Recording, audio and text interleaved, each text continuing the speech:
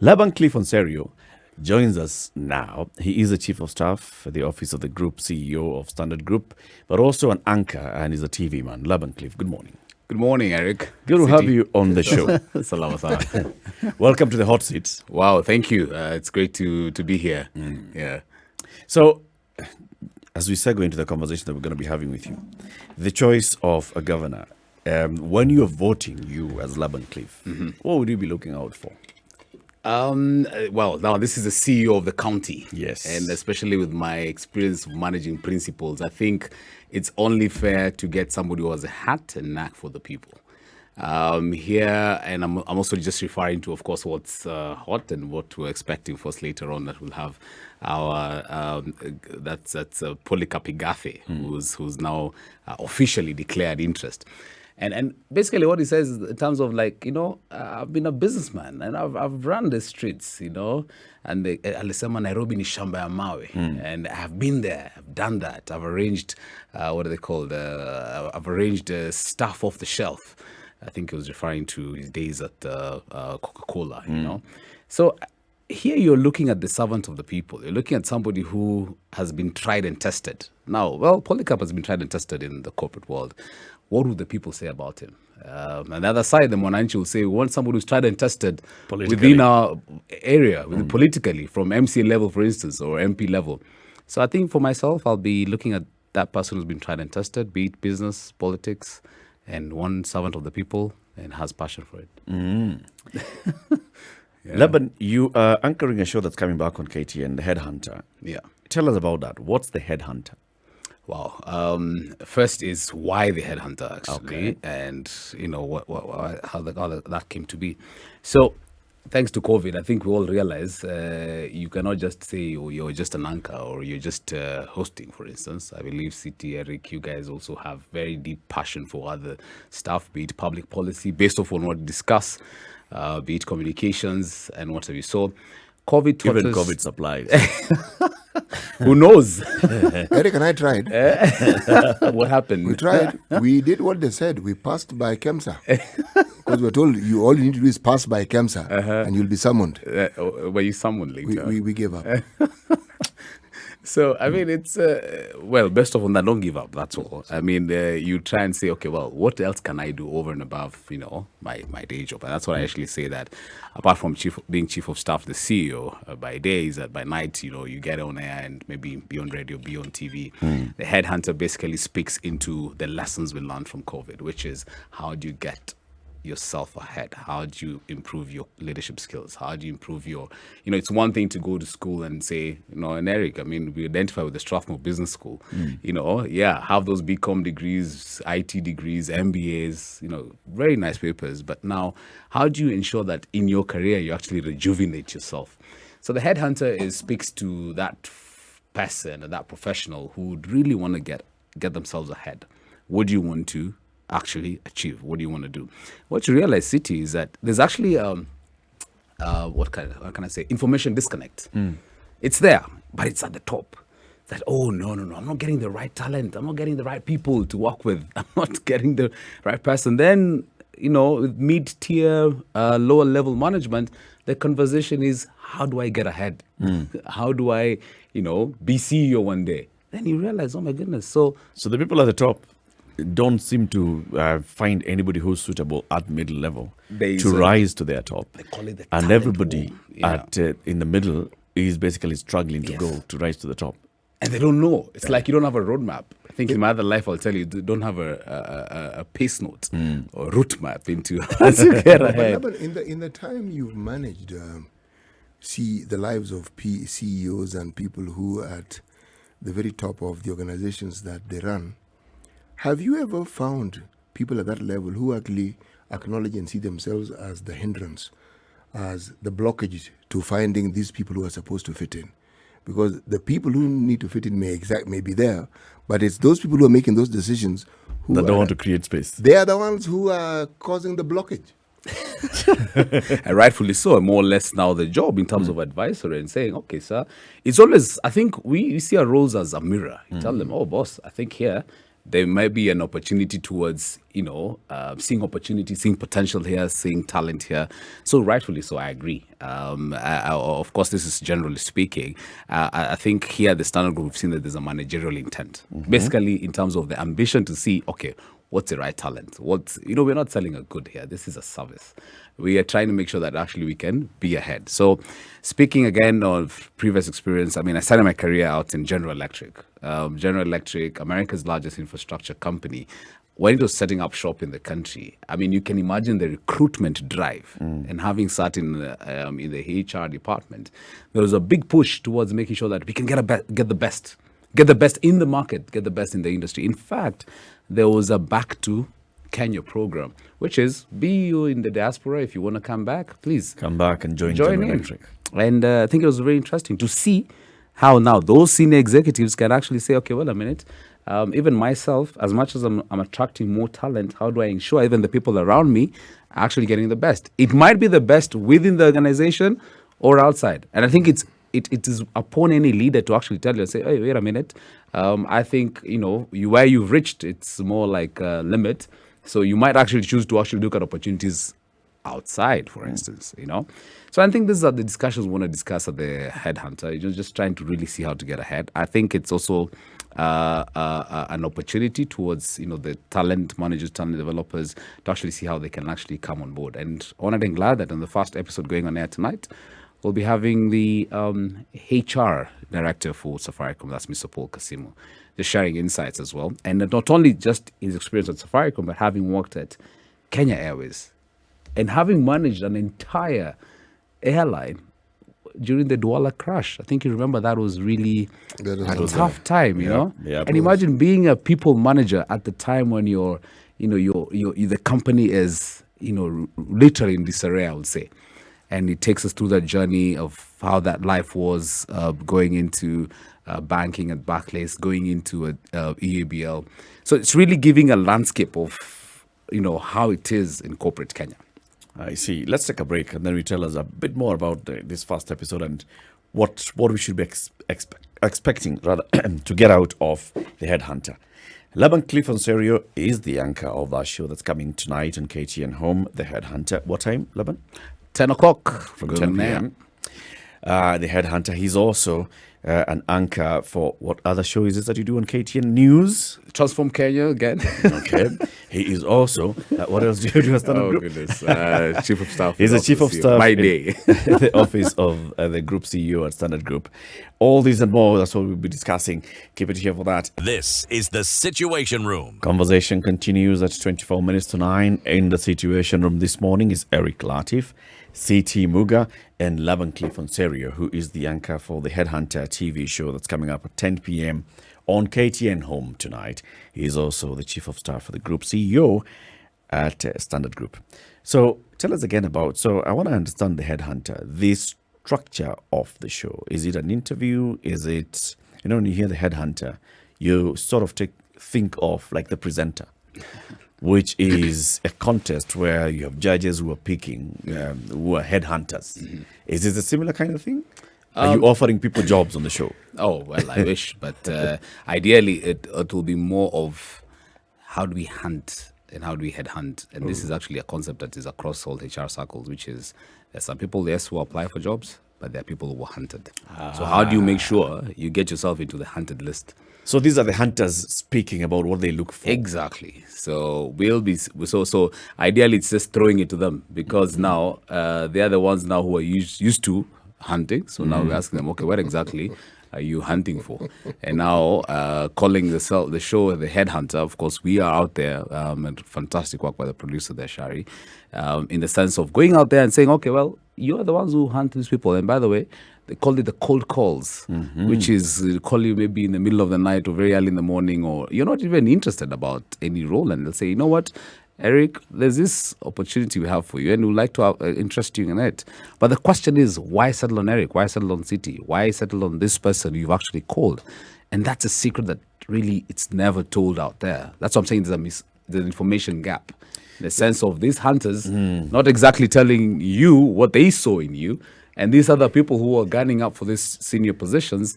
Wondering what could you honor? What exactly? What backroom deals did these people have? The person who's joining us at 9 a.m. who wants Yes. to be the next governor of Nairobi Yes. is one person who has been subjected to this in the public domain. Oh, yes. What is it about Polycarp Igathe? I mean, he resigns from being deputy governor of Nairobi. The next week, he's working back to his job at Vivo. The next thing he's going to...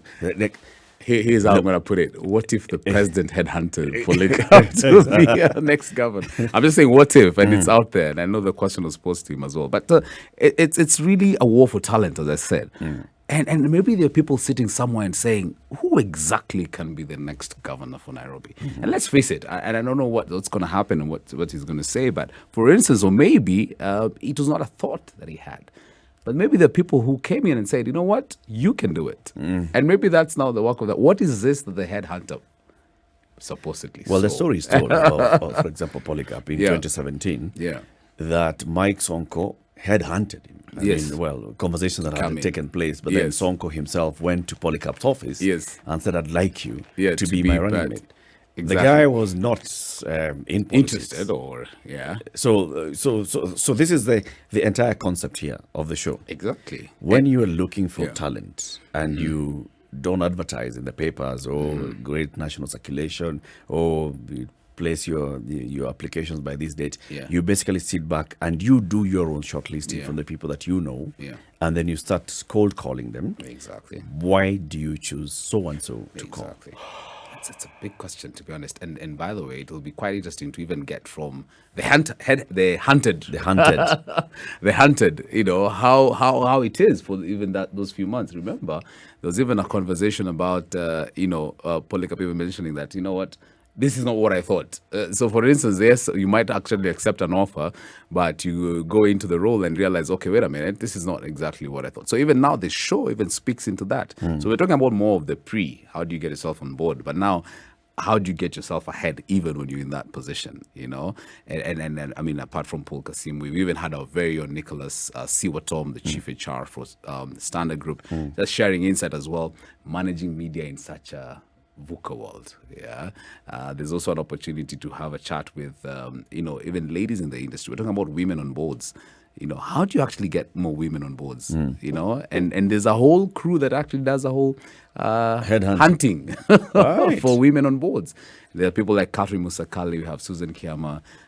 So I mean, the list is endless. But ideally, it's also showing how KTN, Home, and of course the Standard Group brands are actually getting ahead. And thank you for SpiceFM for having me here in terms of just making sure that people are ahead. But let me ask you this question, Laban. Yeah.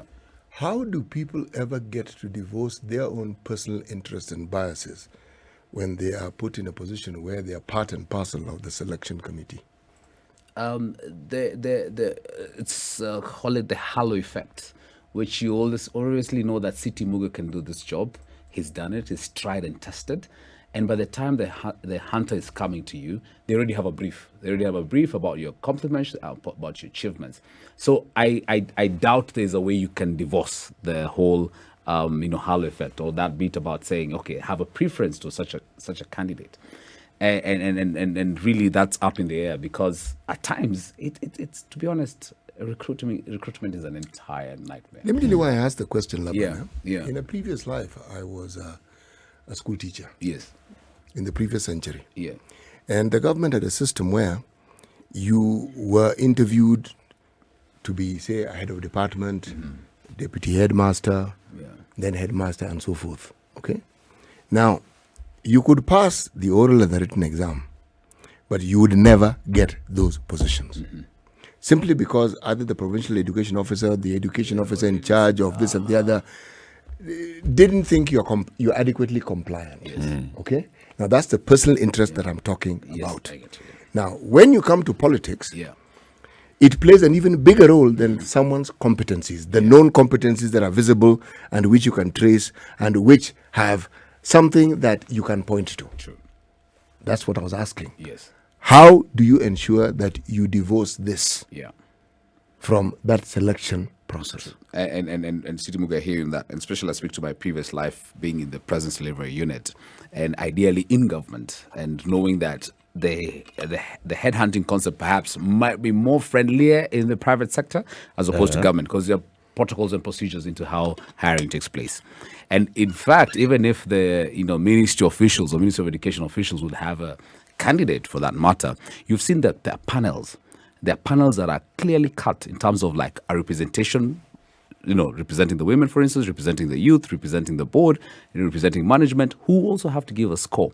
Now, that is a process that highly is visible in government, but more often than not, again, you cannot divorce it from the beat about the halo effect, because more often than not, you realize there are actually even managers, there are principals who have preferred candidates, but the board or the selection panel would determine otherwise. See what happened with the Independent Policing Oversight Authority, IPO. I mean, that was a classic example of how, you have a selection panel that really is, off tangent, pulling on one side compared to, their side. So those who may have missed different sectors what would be happened? different. What happened with IPO case? I mean, I think it's different scores. I mean, and I think we had the story exclusively on the Standard. I mean, ideally, it's, you have preferred candidates maybe from a particular sect from the government.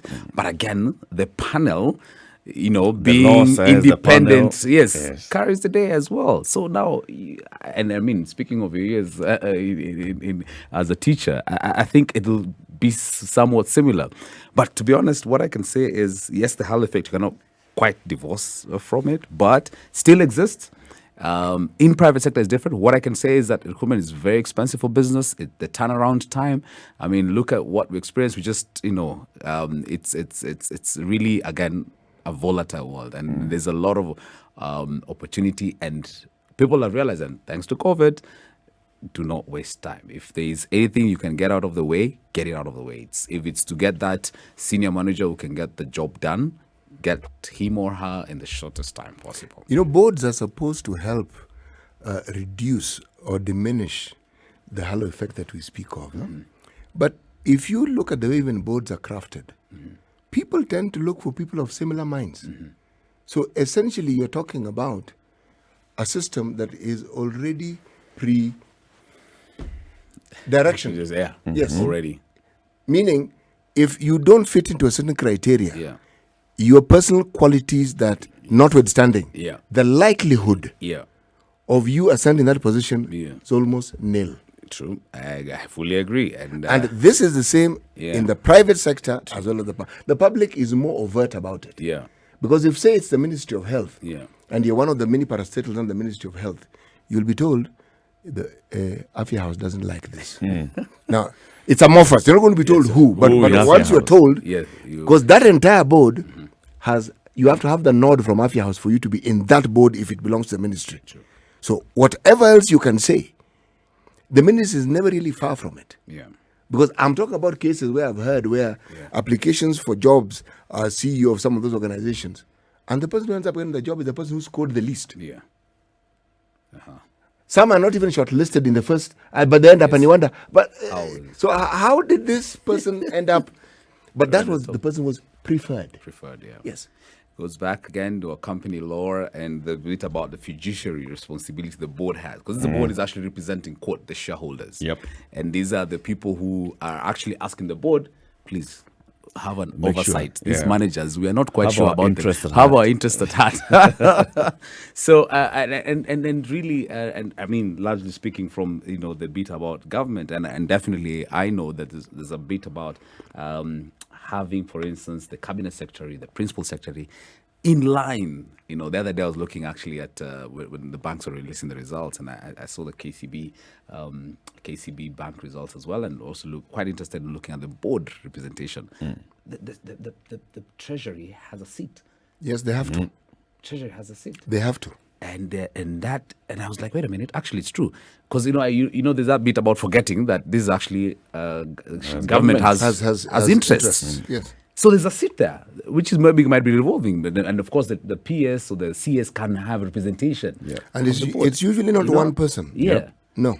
So there's a PS and alternates. I mean, you have that, and there are many other parastatals, that actually have the treasury or have government representation in them. You see what you speak of, there are nations where Remember the formation of what we call the ICDC, not the current ICDC, but the original. the original ICDC, Yes.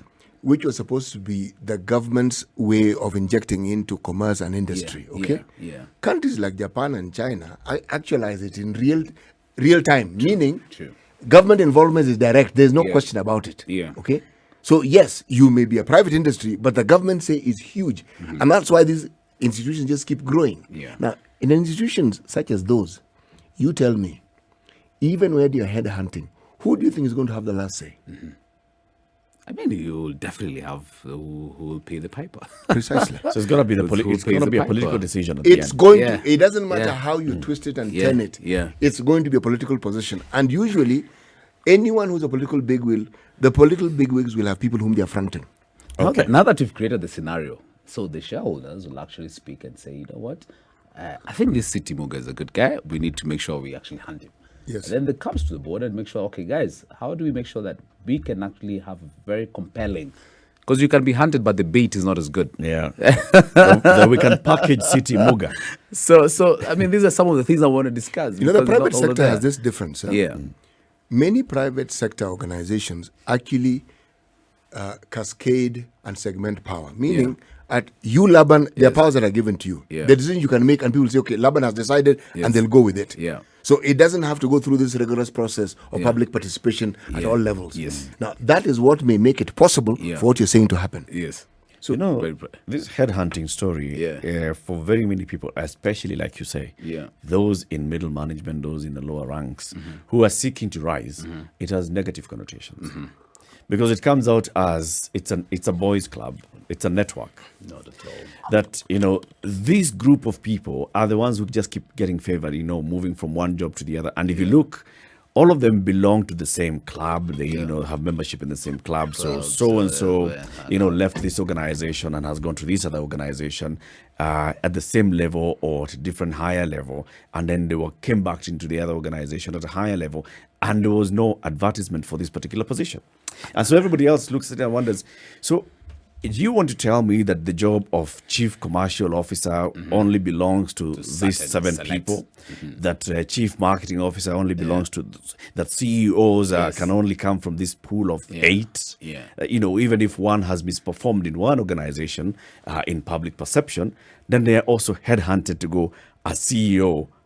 Having flopped in this, they are picked as CEO in the next one. You're wondering, hello, come on. I get that a lot. I get that a lot, my brother. Is the show going to address this? I Oh mean, yes, because definitely. And here, speaking out of experience, having actually out of my business school. So apart from Strathmore, of course, I went for my MBA at USIU and sat with different, both lower, mid, and senior level managers out in an MBA class, and that question always came up. Then there's always that thing about a game of musical chairs. Yep. What you're saying, chief commercial officer, same people, same heads, different forests. And I'm like, okay, wait a minute. Okay, so this guy just left here, has gone here. This guy has left here, has come here.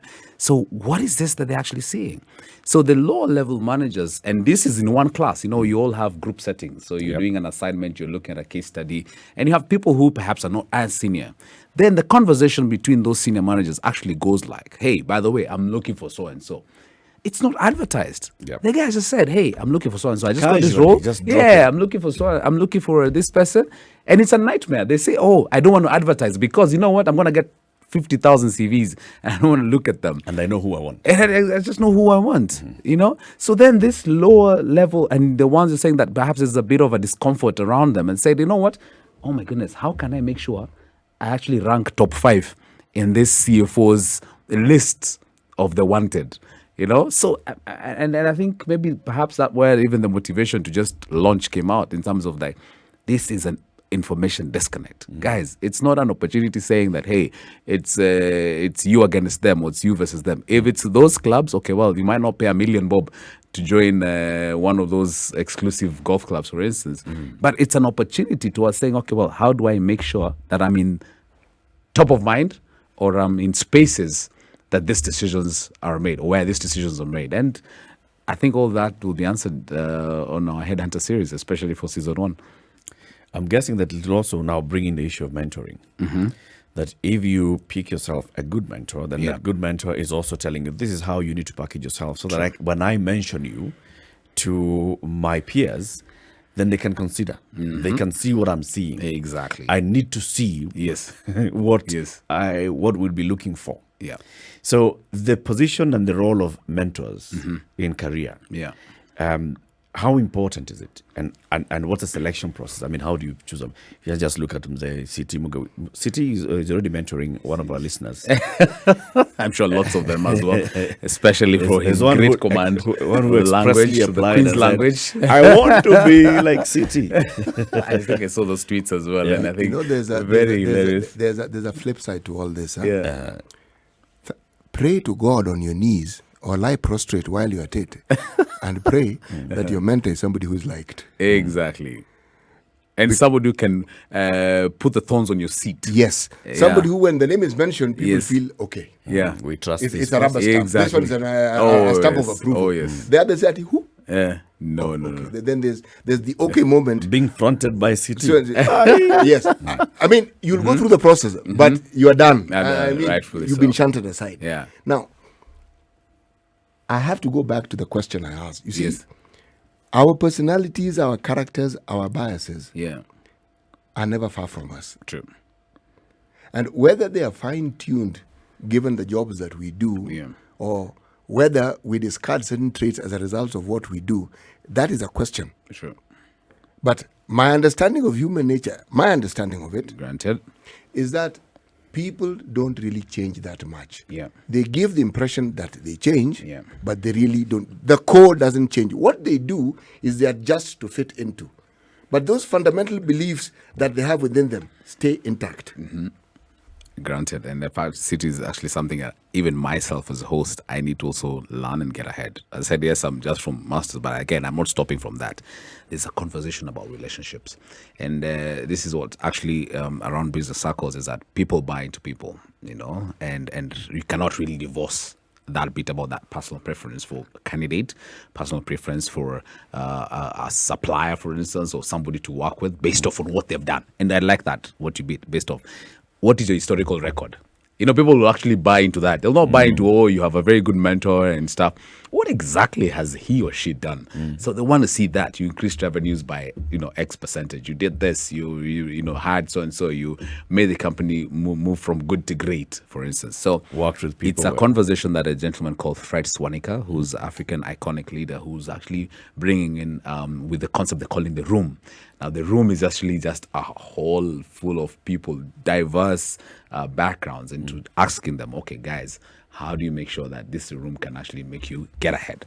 So let's watch the first episode, City. Let's have a look will, at that. but And in this- fact, assist also in the research and the back end onto it. And maybe it's a question I can actually pose into our next guest and say, okay, well, wait a minute. There is a conversation here about divorcing your human self. Because to be honest, I don't think headhunting will go into machine learning, AI, all this. It's really going to be a It's a relationship. personal touch and It's going to be a relations. personal touch onto it, because this person is somebody you're going to work with. They're going to report to you, or you're going to report to them. So I think as a board, as a shareholder, as a senior manager, you really want to make sure that the hunted is actually somebody that you will not. You see, Laban, in our country, Yeah. the thing that comes to the fore and which isn't often talked about openly is our tribal influences, affiliations, and leanings. Yes. That's our contribution to the Bradley effect. Okay? Yes, we will all declare we are Kenyans. But when it comes to some of our those choices, preferences, you look yes. and say, "Apana, I think it's nani." At times it's justified, and at times it just gets overboard, because there are times where you actually want to say that, you know what, we cannot have 5 managers from one particular tribe. So rightfully so, even on that, what do you call it, in the matrix or your interview sheet, you'll actually say, you know what, we're actually going for another tribe other than this particular tribe, for instance, maybe because we don't have a representation.